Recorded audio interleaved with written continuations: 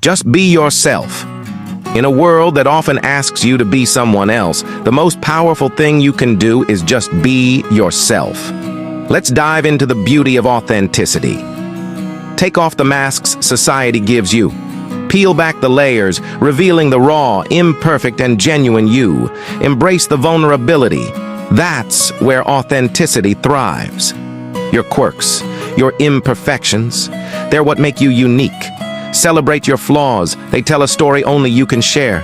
It's okay to be a work in progress. Authenticity builds connections. Share your joys, your fears, and your triumphs. Let others see the real you and watch the depth of your connections grow. Life is a roller coaster of emotions. Feel them, express them, and don't be afraid to show the world your genuine self. Emotions are the colors that paint your authentic canvas. Find joy in being unapologetically you. Dance like nobody's watching, laugh until your stomach hurts, and relish in the beauty of your unique existence. Today, embrace the journey of being yourself. You're a masterpiece in the making. Authenticity is not a destination, it's a lifelong celebration. So go out there, be yourself, and shine.